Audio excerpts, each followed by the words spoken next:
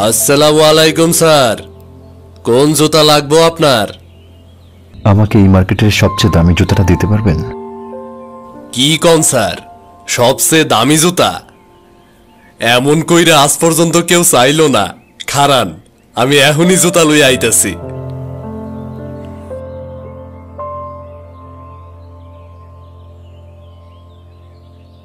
Sir, এই loan সব থেকে দামি জুতা। এর থেকে দামি জুতা পুরা মার্কেটে আর কেউ দিতে পারবো না, এটা গ্যারান্টি দিতে পারুম। স্যার, কি হইল আপনার? এই জুতা দেখে কাঁদতেছেন কেন? পছন্দ হয় নাই স্যার? কিছু না, একটা কথা মনে পড়ে গেল।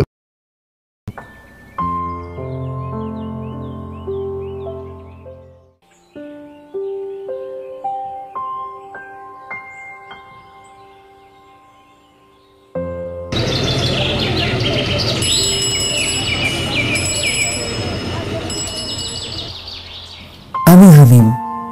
আমার বাবার অনেক স্বপ্ন ছিল আমাকে অনেক বড় অফিসার বানানো।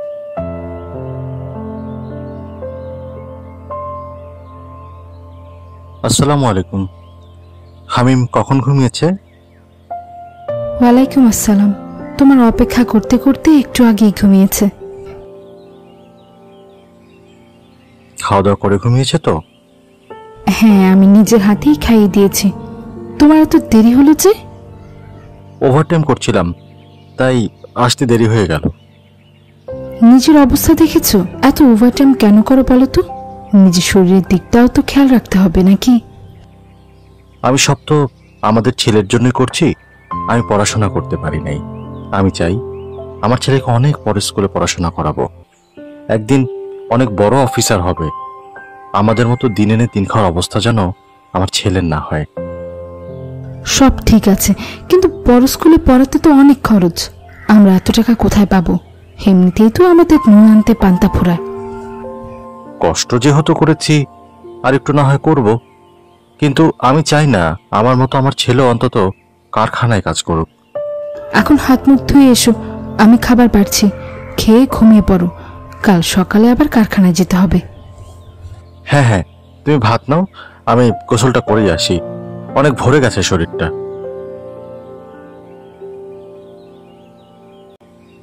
আমার বাবা নিজে খাবে না, তবু আমার জন্য কখনো দোকান থেকে মজার খাবার আনতে ভুলেননি।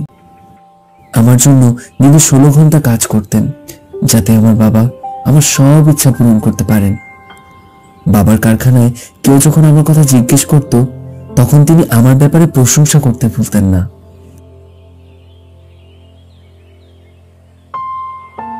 কি ব্যাপার বন্ধু, কেমন আছো? বাসার সবাই কেমন আছে তোমার?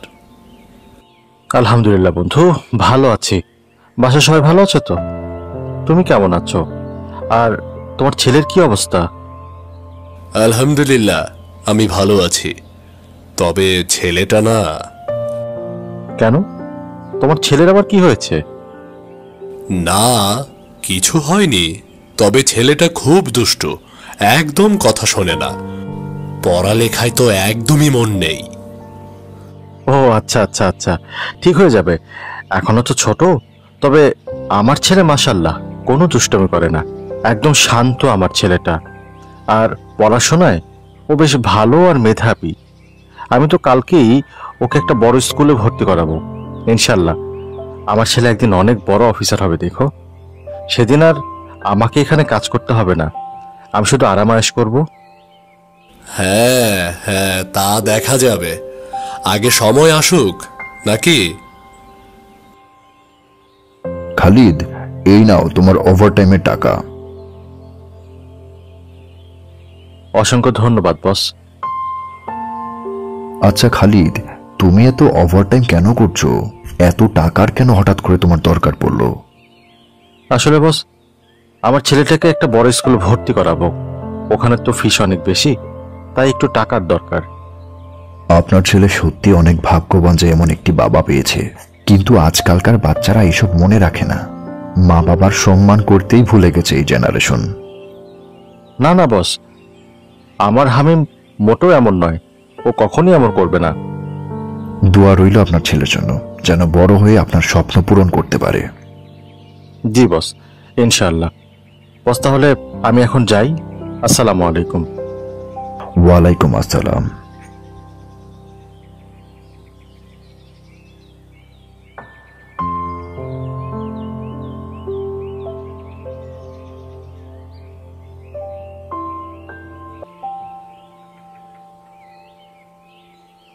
বাবা হামিম, একটা কথা কি জানো? কি বাবা? আমি যখন তোমার মতো ছোট ছিলাম তখন আমার খুব ইচ্ছে ছিল এমন একটা বড় স্কুলে পড়ার, কিন্তু আমি ছোট থাকতেই তো আমার বাবা মানে তোমার দাদা মারা যান, তাই আমার আর পড়া হয়নি। বাবা মারা যাওয়ার পর থেকে আমি সংসার চালাতাম, আর এজন্যই আমার আর পড়াশোনা করা হয়নি। ও তাই? আচ্ছা বাবা, তোমার কি হবার স্বপ্ন ছিল? আর স্বপ্ন, আমার খুব ইচ্ছে ছিল একজন বড় ইঞ্জিনিয়ার হব, দেশের জন্য কিছু করব, নতুন কিছু তৈরি করব যেটা দিয়ে আমার দেশের উন্নতি করতে পারা যায়। কিন্তু স্বপ্নগুলো আমি আমার বাবার সঙ্গে দাফন করে দিয়েছি সেই ছোটবেলায়। তবে আমি চাই আমার স্বপ্ন তোমার মধ্যে দিয়ে বাঁচিয়ে রাখতে। যে জিনিসগুলো আমি পাইনি সেগুলো যেন তুমি পাও। আমি চাই না আমি যে কষ্টগুলো করেছি সেই কষ্টগুলো তুমিও করো। আমি তোমার সকল ইচ্ছা পূরণ করব, তোমাকে কোনো কিছুর অভাব বসতে দেব না আমি বাবা। বাবা, আমি বড় হয়ে অনেক বড় অফিসার হব, তারপর তোমার আর মায়ের সকল ইচ্ছা আমি পূরণ করব ইনশাআল্লাহ। আচ্ছা আচ্ছা, আগে পড়াশোনা করে বড় তো হও। চলো, এখন জোহরের নামাজের সময় হয়ে গিয়েছে, নামাজ পড়তে হবে। কাজের কারণে আল্লাহকে ভুললে চলবে না। জি আব্বু।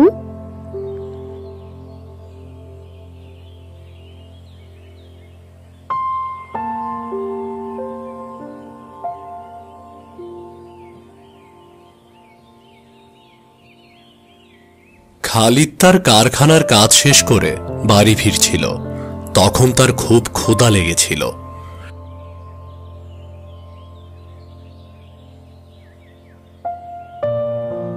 সে একটি দোকানে গিয়ে একটি বন কিনতে চেয়েছিল, কিন্তু কিনতে গিয়েও সে কিনল না। সে তার পকেটে হাত দিয়ে দেখে মাত্র 10 টাকা আছে।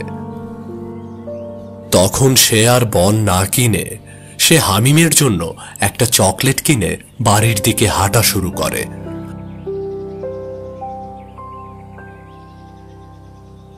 হাঁটতে হাঁটতে খালিদ অনেক ক্লান্ত হয়ে পড়েছে।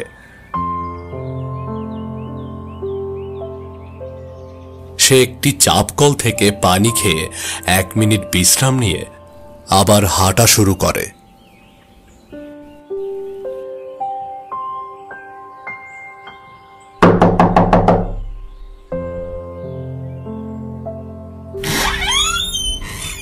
এই কি অবস্থা তোমার? তুমি আজও হেঁটে এসেছো? কতদিন না বলেছি 10 টাকা ভাড়া দিয়ে গাড়িতে চলে আসতে, আর এইভাবে কতদিন?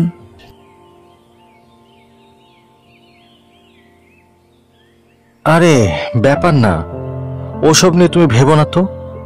আমার কিচ্ছু হবে না, আমি একজন বাবা, আর বাবা মানেই তো যোদ্ধা। এসব তো সামান্য ব্যাপার। কিন্তু তোমার যদি কিছু হয়ে যায় তখন কি হবে শুনি? আর হামিমকে এত টাকা দিয়ে এত বড় স্কুলে ভর্তি করতে কে বলেছে তোমাকে? সরকারি স্কুলে কি পড়া হয় না? আচ্ছা, তুমি কি চাও আমাদের ছেলে আমাদের মতো কষ্ট করুক? আর ওর বাবা তো এখনো বেঁচে আছে নাকি? আমি যতদিন বেঁচে আছি আমার সন্তানকে তো কোনো কিছুর জন্য কষ্ট করতে দিব না। তুমি দেখে নিও, হামিম একদিন অনেক বড় হবে, সেদিন সেও খেয়াল রাখবে, আর তখন আমাদের কোনো কষ্ট থাকবে না। হয়েছে হয়েছে, এবার যাও হাত মুখ ধুয়ে এসো, আমি খাবার বাড়ছি। আচ্ছা, হামিম কোথায়? ঘুমিয়ে গেছে নাকি? না, ওই রুমে পড়ছে।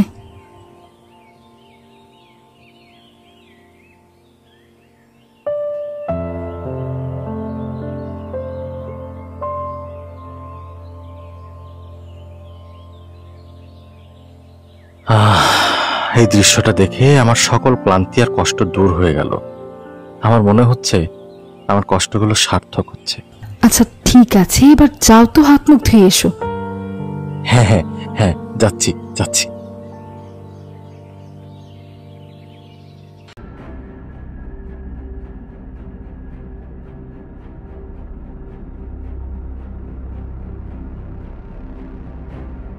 এই হামিম, তুমি এসব কি জামা পরে এসেছো?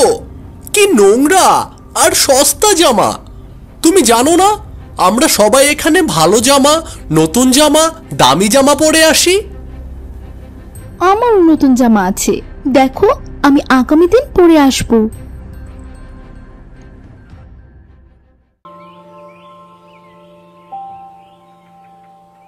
কি বাবা, স্কুলে প্রথম দিন কেমন লাগলো তোমার? আব্বু, স্কুল তো ইয়া বড়, অনেক ভালো স্কুল, কিন্তু আব্বু জানো তামিম কি বলেছে? আব্বু, আমাকে নতুন জামা কিনে দিতে হবে, আর না হলে আমি স্কুলে গিয়ে তাদের কাছে মুখ দেখাতে পারবো না। আচ্ছা বাবা, তুমি এসব নিয়ে চিন্তা করো না তো। তোমার বাবা থাকতে তোমার তো চিন্তা কিসের? বললাম না আমি তোমার সব ইচ্ছা পূরণ করব। ধন্যবাদ বাবা, এখন আমিও তামিমকে দেখিয়ে বলবো যে আমারও নতুন জামা আছে।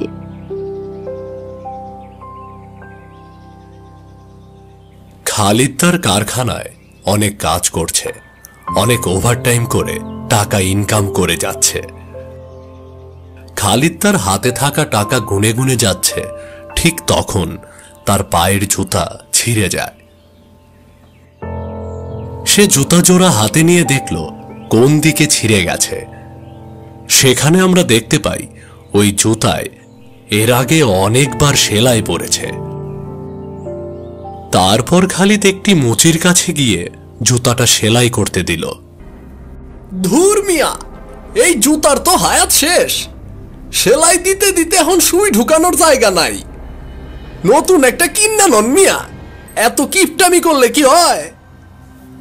ভাইজান, জুতা তো কিনতামই, কিন্তু ছেলের নতুন জামা কিনতে হবে যে। ছেলেকে একটা নতুন জামা কিনে না দিলে ছেলে স্কুলে গিয়ে লজ্জা পাবে। এইবারের মতো অন্তত সেলাইটা করে দিন, পরে কিছু টাকা হলে কিনে নেব।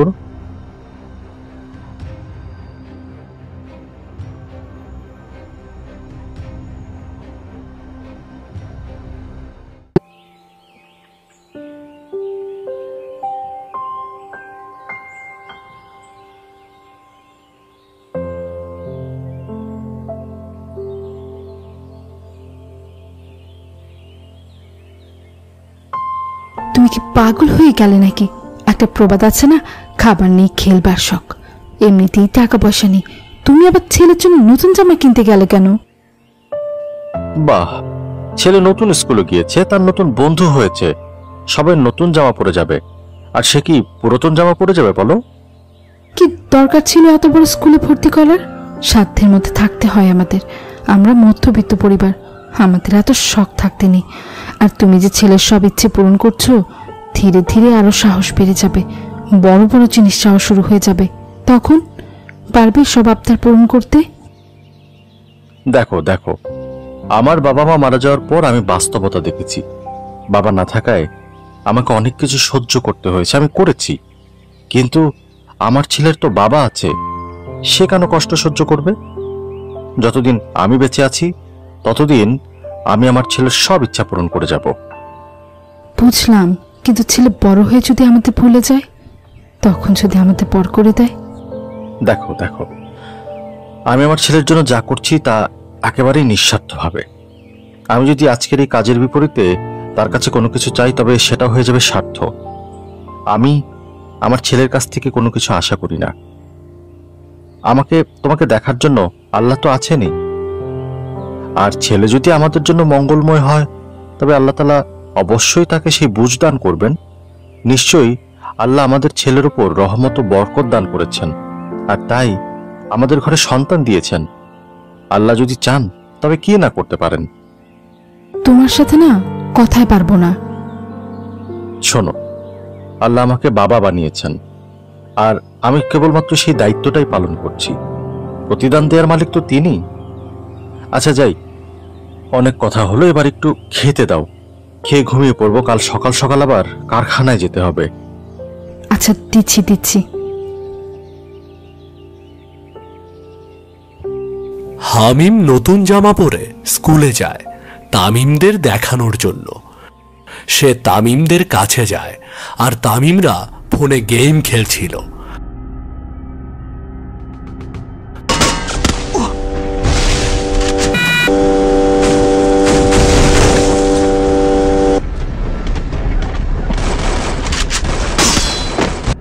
তখন হামিম তামিমকে ডাক দেয়।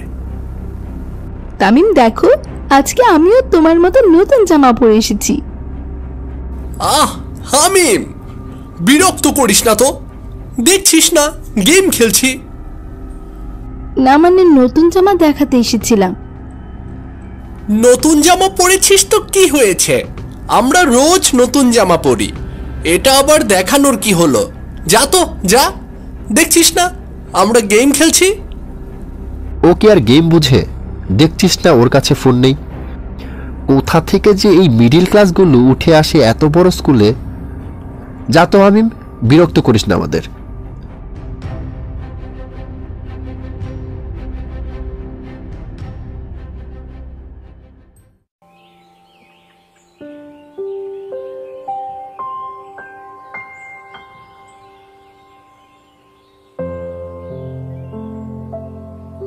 কি হয়েছে বাবা, মন খারাপ কেন?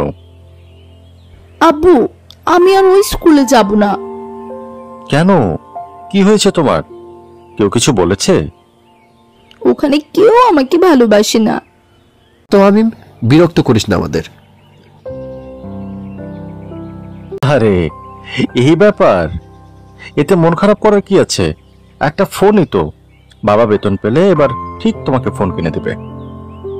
সত্যি আব্বু?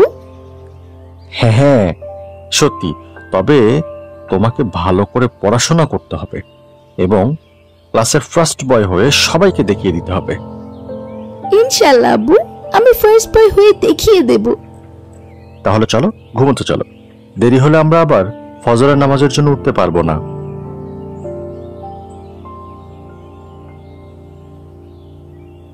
আমার বাবা আমাকে কোনোদিনও কোনো কিছুর জন্য মানা করেননি। বাবারা হয়তো না করতে পারেন না। আসলে বাবা হচ্ছে এমন একটি জাত, বোবার মতো খেটে যায়, কিছু বলে না।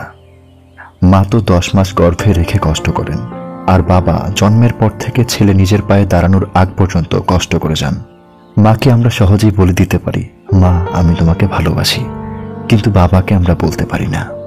আমার মনে হয় না কেউ বাবাকে বলতে পেরেছে আমি তোমাকে ভালোবাসি।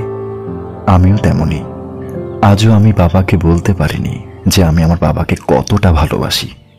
আমার এখনো মনে আছে আমাকে একটা ফোন কিনে দেওয়ার জন্য বাবা কি কষ্টটাই না করেছেন।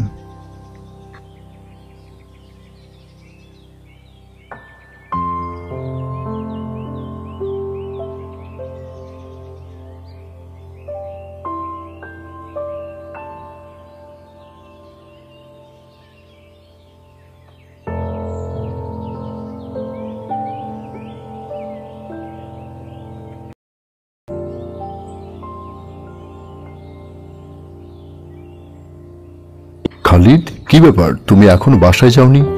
দিন শেষ হয়ে তো রাত চলে এলো, সেই সকাল থেকে তুমি কাজ করে যাচ্ছ। স্যার, আসলে পরিবারের দায়িত্ব হচ্ছে একটা বড় ব্যাপার। আমি দোয়া করি আল্লাহ যেন তোমার সকল আশা পূরণ করে। আমি সত্যি তোমাকে দেখে অবাক হই, তুমি সত্যি একজন যোদ্ধা। পৃথিবীর সকল বাবাই একজন যোদ্ধা। আল্লাহ তাআলা সকল বাবাকেই একজন যোদ্ধা বানিয়েই পাঠিয়েছেন, কেননা তার উপর সন্তানের ভবিষ্যৎ আর পরিবারের দায়িত্ব থাকে। হ্যাঁ, তুমি ঠিকই বলছো। আচ্ছা, আমাকে যেতে হবে, তুমিও বাসায় চলে যেও।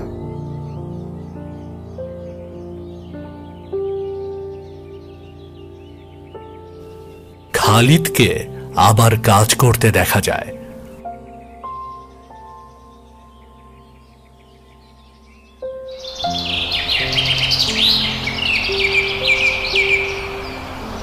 হামিম আজ স্কুলে যাওয়ার আগে তার বাবার সাথে দেখা করার জন্য কারখানার দিকে যায়।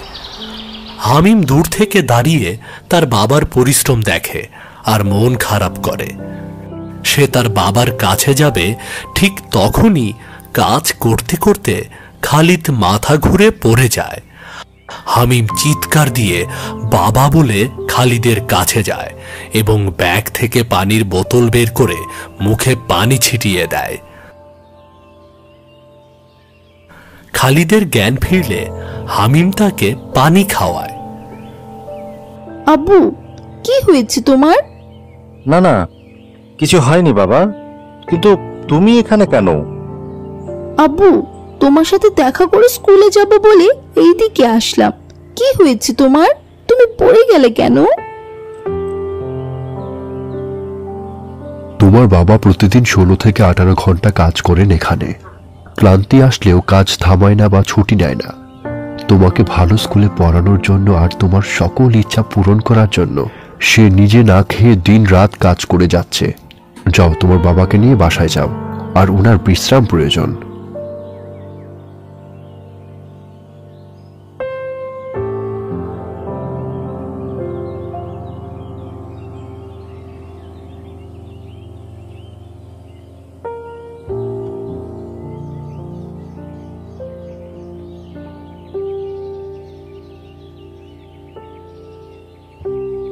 বাবা, আমার আর নতুন জামার দরকার নেই, আমার ফোন লাগবে না। তামিমরা যাই বলুক, আমি এখন থেকে মন দিয়ে পড়াশোনা করব আর তোমার স্বপ্ন পূরণ করব। ইনশাআল্লাহ আমি একদিন অনেক বড় অফিসার হব, আর আমার প্রথম বেতন দিয়ে তোমার জন্য মার্কেটের সবচেয়ে দামি জুতাটা কিনে তোমার পায়ে পরিয়ে দেব। খালিদ, তুমি বাসায় যাও, রেস্ট নাও।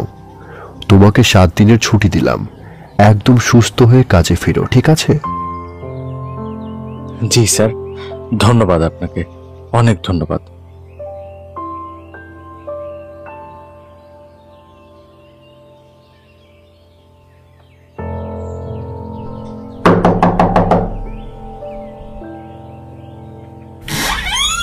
আসসালামু আলাইকুম আম্মু।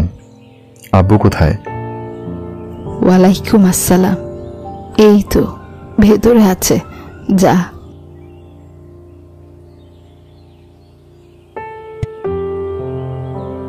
আব্বু আসসালামু আলাইকুম। এই দেখো আমি তোমার জন্য কি নিয়ে এসেছি। এটা কি বাবা?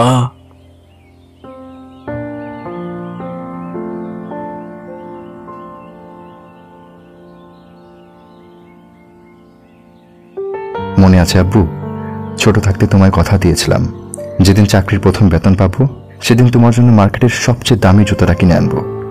আমি আমার কথা রেখেছি। আমি বলেছিলাম না, আমাদের সন্তান একদিন অনেক বড় হবে। আজ আমাদের স্বপ্ন পূরণ হয়েছে। আমার সন্তান আজ আমার মতো খেটে খাওয়া শ্রমিক হয়নি। আব্বু, আমি তো দেখেছি ছোটবেলায় আমার ইচ্ছা পূরণ করতে গিয়ে তোমরা দুজন কতই না কষ্ট করেছো। এবার আমি তোমাদের সকল ইচ্ছা পূরণ করব, যা তোমরা আমার জন্য পূরণ করতে পারোনি। তোমরা আমাকে যেভাবে লালন পালন করেছো, যেভাবে আদর যত্ন করেছো, আমি ঠিক ওভাবেই করতে চাই।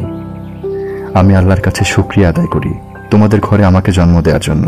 আব্বু আম্মু, আমি তোমাদের নিজের চাইতে অনেক বেশি ভালোবাসি।